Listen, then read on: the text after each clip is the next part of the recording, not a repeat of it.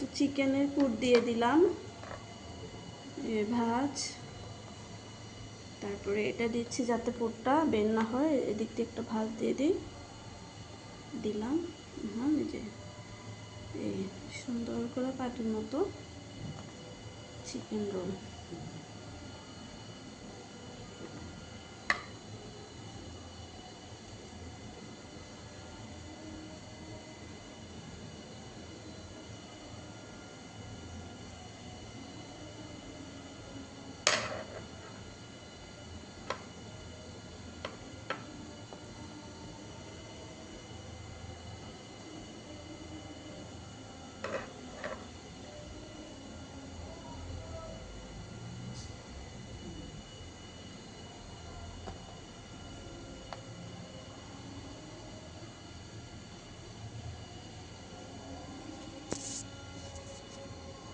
এই যে chicken roll, ভিতরে চিকেনের পুর, আর এগুলো হচ্ছে চিকেন অন্থন।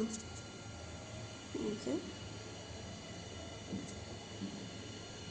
আর এগুলো হচ্ছে চিকেন দিয়ে যে পুরটা বানাইছে এগুলা।